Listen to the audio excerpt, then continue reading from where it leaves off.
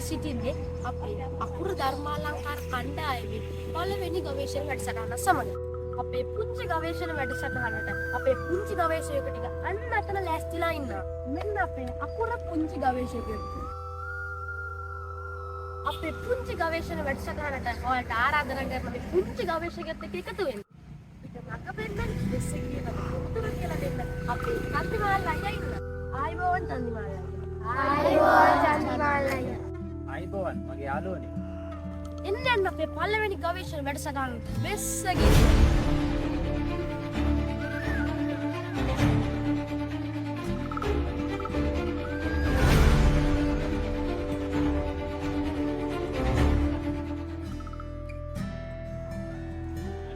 කුංචි යාළුවන්ගෙන් මට ප්‍රශ්නයක් තියෙනවා අහන්න. ඔයාලට දන්නවද පිස්සු වර්ෂ කියන්නේ මොනවද? පිස්සු පූර්ව කියන්නේ මොනවද? එහෙම අවබෝධයක් තියෙනවද හැමෝටම? දන්න කට්ටිය පොඩ්ඩක් අත්දැක ගන්න. right. ඉතින් දන්නවනේ. හරි. මොකද දැනගන්න මේක කියන්න. පිස්සු වර්ෂ කියන්නේ යේසුස් වහන්සේ අහලා දෙන හැමෝම. යේසුස් වහන්සේ ඉපදිච්ච දවසේ ඉඳන් මේ දක්වා තියෙන අවුරුදු එක ගැනගෙන යන කාලේ තමයි පිස්සු වර්ෂ කියන්නේ. එහෙනම් දැන් අපි ඉන්නේ මේ කීවෙනි වර්ෂයේද? 2020. එහෙනම් 2000 දැන් ජේසුස් වහන්සේ ඉපදිලා අවුරුදු 2026ක් වෙලා තියෙනවා. එහෙනම් නේද? ඒ වර්ෂ ගණන් දෙමින් තමයි පිස්සු වර්ෂ කියන්නේ. ඒක පිස්සු පූර්ව කියන්නේ ජේසුස් වහන්සේ ඉපදෙන්න කලින් තිබුණු අවුරුදු.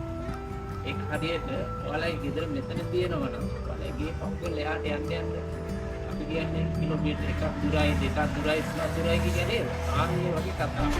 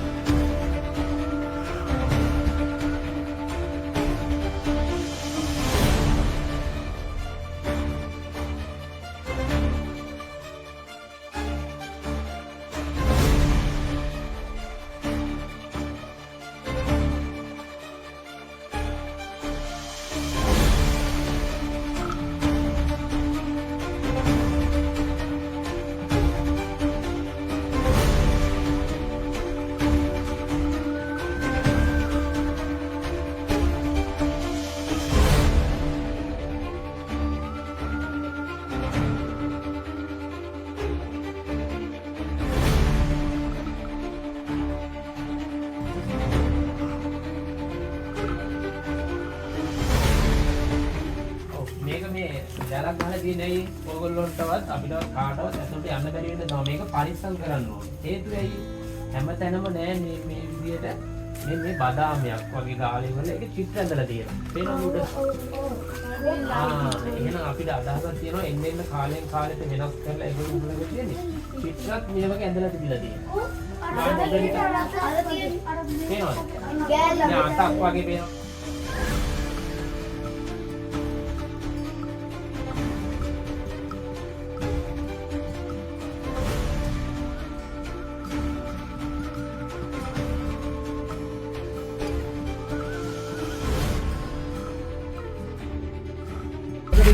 බෝධිගරයක් කියලා.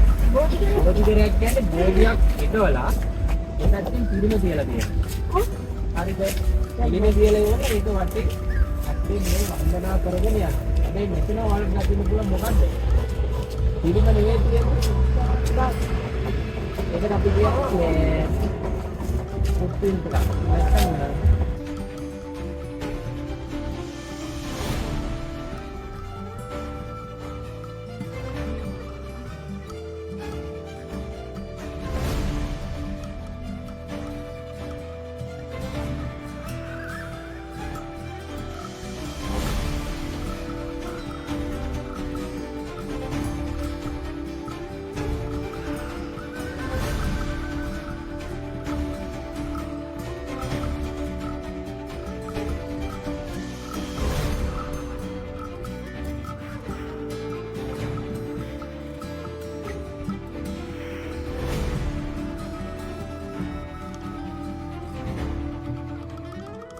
මෙතන මේකෙත් ඒ විදිහටම කතරම් කොටලා ලියලා දෙනවා. හැබැයි මෙතන පොඩි විශේෂ දෙයක් තියෙනවා. මොකද දන්නවද?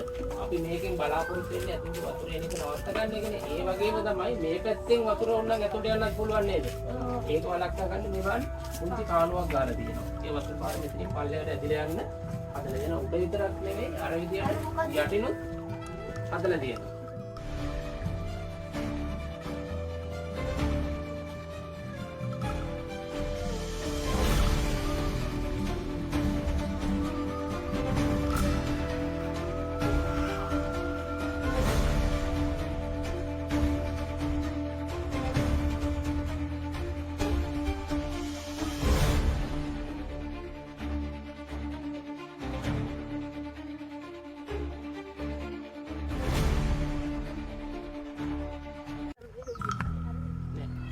මේ තියෙන টয়ලට් ඒ කාලේ පාවිච්චි කරන තියෙන টয়ලට්.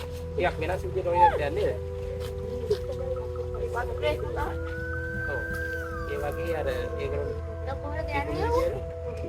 දැන් මේක මෙහෙම තිබුණාට වෙන টয়ලට් තියෙනවා අපි දැකලා තියෙනවා. යටි මුට්ටි තියලා තියෙනවා. පොළට හාරලා මුට්ටි තියලා ඒ කුඩින් තමයි টয়ලට් එක තියෙන්නේ. ඒ කියන්නේ ඒගොල්ලෝ අපි මුත්‍රා ඒගොල්ලෝ තමයි ඉන්න කරලා තමයි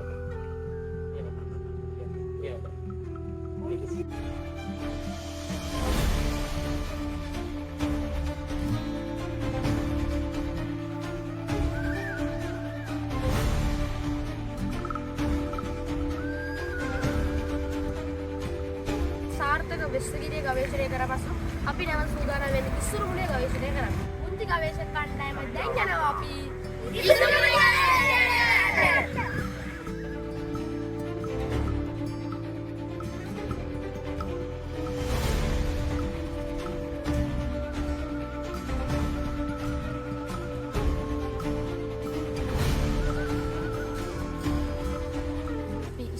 ගවේෂණය කර ඉවරයි. දැන් අපිට තියෙන්නේ බ්‍රහ්මස උයන ගවේෂණය කරන්න. ආරංචියක් තියෙනවා තාරකා දොරටුවක් තියෙනවා කියලා. අපි ඒද ගවේෂණය කරනවා. අපි මේ ඇවිල්ලා ඉන්නේ තරු දොරටුව ගාව. අපි බලමු මේක මොකක්ද කියලා. දැන් මේක මොකක්ද?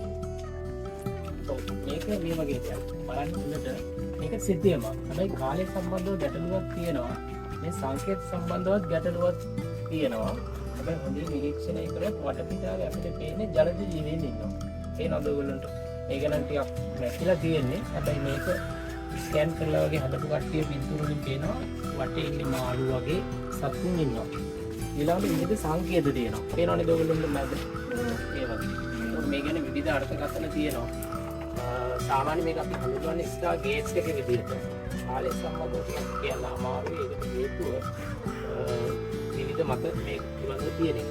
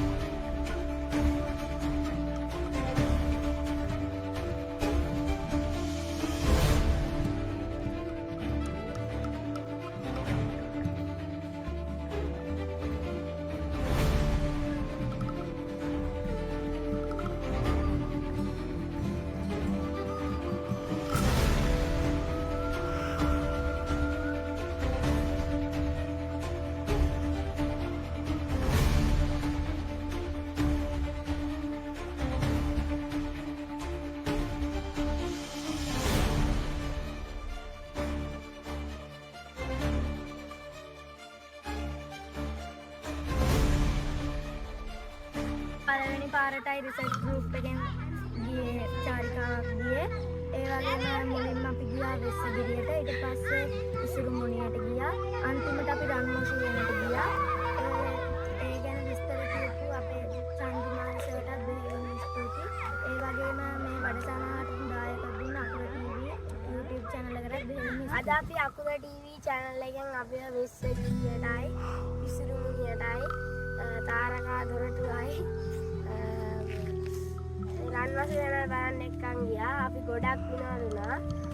පුරා විද්‍යාත්මක ස්ථාන ගැන අපි ඉගෙන ගත්තා. අපි ඉස්සරහට කරා ඉතින් අපි මුලින්ම ගියේ එස්සගිරියට. ඊට පස්සේ ගියා ඉසුරුමුණියට. අපි ඉසුරුමුණිය හොඳට ගවේෂණය කළා. රන්මසුරියටත් ගියා. රන්මසුරියට තාරකා දොරටුවක් තිබ්බා. අපි තාරකා දොරටුවට ගාවට ගියා. එක කැටයම් කරලා තිබ්බා. අද මට ගොඩක් සතුටු දවසක්. අපේ රිසර්ච් ගෲප් එකෙන් අපි තැන් කීපයකටම ගියා. පළවෙනියට ගියේ ඊට පස්සේ අපි ගියා ඉසුරුමුණියට. අපි අන්තිමේටම ගියේ රන්මසුරියට. ඒ තැන් කිහිපයටම ගියාට පස්සේ මට ගොඩක් සතුටක් ඇති වුණා. අද අපේ පළවෙනි ගවේෂණ වැඩසටහන මෙහෙම නිමා දකිද්දි අද අපි මුලින්ම වෙස්සගිරියට, ඉසුරුමුණියට, රන්මසුරියට, ඉස්සාවෙවටත් ආවා. ඊළඟ ගවේෂණ වැඩසටහනේ හවුලට ඔබ පරිස්සමින්